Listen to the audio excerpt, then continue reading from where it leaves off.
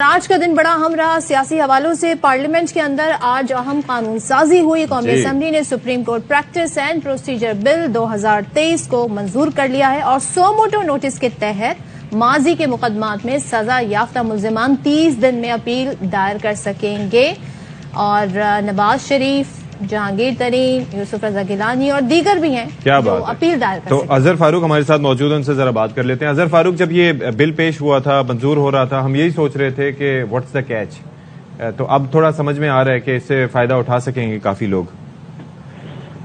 جی اشفاق، بالکل جب یہ بل پیش ہوا، منظور ہوا، تو اس وقت بھی کچھ ایشوز ایسے نظر آ رہے تھے، کیونکہ بلاول بھٹو زرداری نے اس ترمیم کی مخالفت کی جو کہ اب کھل کر سامنے آئی ہے، کیونکہ اب ابہام دور ہوا ہے۔ جب یہ ترمیم ہم نے پڑھی ہے، دیکھی ہے، کیونکہ ایوان کے اندر اس کو کلیئر نہیں کیا گیا تھا۔ نیشنل ٹاور کا ذکر کیا گیا کہ نیشنل ٹاور میں اب خود نوٹس لیا گیا تھا اور وہاں کے جو متاثرین ہیں ان کو اس سے فائدہ ہوگا، اپیل کا حق جو ہے وہ ملے گا۔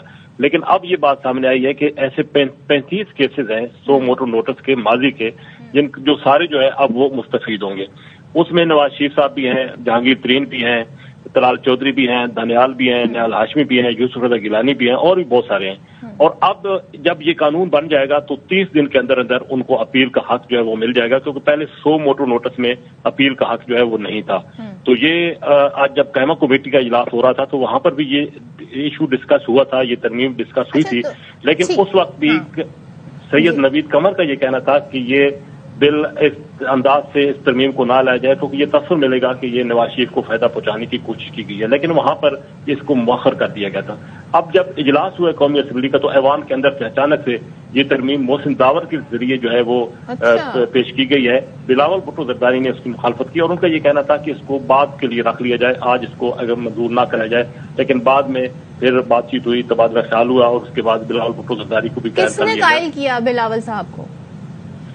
جی وہاں پہ وزیر اعظم بھی وہاں پہ موجود تھے، کچھ اور وزراء بھی موجود تھے، پیپلز پارٹی کے سینئر جو وزراء ہیں ندیم عمر بھی تھے۔ ٹھیک ہے اظہر، ساتھ ہی رہیے گا۔ اس وقت ہمارے ساتھ ماہر قانون شعیب شاہین صاحب موجود ہیں، ان سے بات کر لیتے ہیں۔ شعیب شاہین صاحب، سر ذرا بتائیے گا آپ کی کیا انڈرسٹینڈنگ ہے اس بل کے حوالے سے، اور اب اس بل کے تحت جیسے کہ یہ بھی بتایا جا رہا ہے کہ جو ماضی میں 100 موٹو ہوئے، نواز شریف، جہانگیر ترین، یوسف رضا گیلانی، وہ اپیل دائر کر سکیں۔ اندازہ کیجیے تو اب یہ گیلانی صاحب کی بات کریں تو پاسٹ اینڈ کلوز ٹرانزیکشن اسے کہا جائے تو 5 سال کے لیے نااہل ہوئے، پھر اب وہ دوبارہ سیاست کا حصہ بن گیا، تو آپ اسے کس طرح آگے بڑھتے دیکھ رہے ہیں؟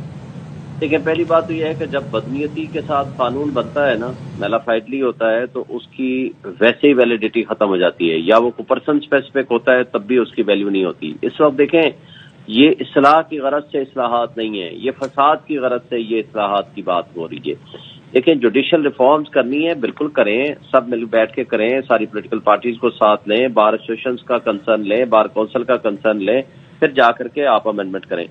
آپ رائٹ آف اپیل دے رہے ہیں آرٹیکل 184(3) میں، جو رائٹ آف اپیل آپ کو کانسٹیٹیوشن میں امینڈ کر کے دینا تھا، وہ ایک ایکٹ آف دی پارلیمنٹ کے ذریعے دے رہے ہیں، وہ ممکن ہی نہیں ہے، کیونکہ جو پاورز کانسٹیٹیوشنل کورٹ کانسٹیٹیوشن کے تحت ڈرائیو کرتی ہے اس کو ریگولیٹ نہیں کیا جا سکتا ایک ایکٹ آف پارلیمنٹ کے ذریعے۔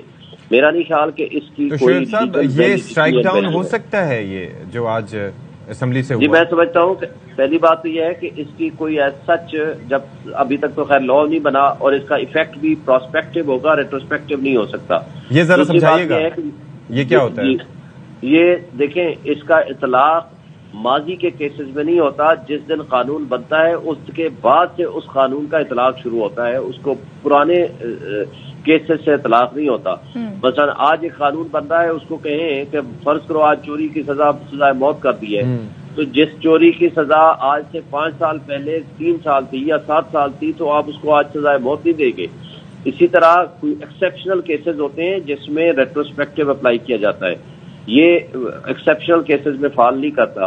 دوسری بات یہ ہے کہ ایک آئین میں دی ہوئی طاقت جو سپریم کورٹ استعمال کرتی ہے، تو ایک قانون کے مطابق آپ اس کو رائٹ آف اپیل دے دینا مناسب نہیں ہے، اس کے لیے آپ کو آئین میں ترمیم کرنی پڑے گی۔ پھر تیسری بات یہ ہے کہ یہ جو ٹائمنگز ہے وہ بڑی امپورٹنٹ ہے۔ Actually P M L N یہ چاہتی نہیں ہے کہ پنجاب میں یا پی ٹی اے میں الیکشنز ہوں، یہ پی ٹی ایم کی جماعتیں یہ چاہتی ہیں کسی طریقے سے اس کو لمبا کیا جائے اور اس کے خلاف ایک اپیل فائل کر کے جو ابھی فیصلہ آئے گا اس کو لٹکایا جائے تاکہ ان کے لیے ایک راستہ ہموار ہو سکے اور الیکشنز کو وہ ملتوی کرنے کی طرف جا سکے. تو میرا نہیں خیال کہ کوئی بھی جج سپریم کورٹ کا اس طرح کرے گا، کیونکہ آج سب سے امپورٹنٹ کوشچن یہ ہے کہ کیا آئین کے اوپر عمل درآمد کرنا ہے یا نہیں کرنا، کیا آئین کے مطابق الیکشنز ہونے چاہیے یا نہیں ہونے چاہیے، یہ کوشچن ہے. اور کوئی بھی جج یہ نہیں کہہ سکتا سپریم کورٹ کا کہ ہم نے آئین پہ عمل درآمد نہیں کرنا. لہذا نظریہ ضرورت آج نہیں زندہ ہو سکتا. اس کا مطلب یہ ہوا کہ جسٹس منیر کی روح تو نہیں اب واپس آ سکتی نا، کہ جو یہ کہے کہ نہیں جی ہم نظریہ ضرورت ایجاد کر لیتے ہیں جس کے مطابق ہم فیوچر میں وہ کیسز کریں گے. تو میرا نہیں خیال کہ اس طرح کی ایکٹیویٹیز سے ان کو موجودہ حکومت کو یا پی ٹی ایم کو کوئی فائدہ ہوگا. ہاں جوڈیشل ریفارمز اچھی بات ہے، کریں، لیکن بیٹھ کے کنسلٹیشن کے ساتھ آفٹر ڈسکشن ان دی پارلیمنٹ، اور پارلیمنٹ بھی مکمل ہونی چاہیے. تمام پارٹیز کو ساتھ ملائیں اور آرٹیکل 184(c) میں امینڈمنٹ کریں. اس طریقے سے ہیپیزٹلی جب قانون بنائیں گے صرف اپنے آپ کو فائدہ دینے یا اپنے کیسز کو ڈیلے کرانے کے لیے، تو اس کا الٹا نقصان ہوتا ہے، فائدہ نہیں ہوتا. مجھے ذرا سمجھائیے گا، ویسے کوئی بھی شخصیت ہوتی ہے، وزیر اعظم صاحب ہوں، آرمی چیف ہوں یا اس سے ہٹ کے چیف جسٹس ہوں جو کہ سپریم کورٹ کے سربراہ ہوتے ہیں، ان کی انفرادیت ہوتی ہے کہ جی فیصلے کر سکتے ہیں، یہ کر سکتے ہیں. اب یہ جو جس طریقے سے از خود نوٹس لینے کا اختیار ہے یا بینچ کی جس طریقے سے کس طرح سے بنانے ہیں کس طرح سے نہیں بنانے، یہ اگر 3 شخصیات مل کر فیصلے کریں گے تو اس کے اندر پھر آپ کی نظر میں انفرادیت کیا رہ جائے گی چیف جسٹس کے عہدے کی؟ دیکھیں یہ تو خیر قانون کی بات ہے نا، کہ قانون میں اگر ترمیم آتی ہے یا تبدیلی ہوتی ہے تو پھر کنسلٹیشن کے ساتھ بھی ہو سکتا ہے. لیکن اس وقت چیف جسٹس کی پاورز کو کرٹیل کرنا، اس وقت ان چیزوں پہ قدغن لگانا، دیکھیں یہ صرف پھر چیف جسٹس سپریم کورٹ کے لیے تو نہیں کرنا پڑے گا، آپ کو تو پھر تمام ہائی کورٹس میں بھی یہ کرنا پڑے گا.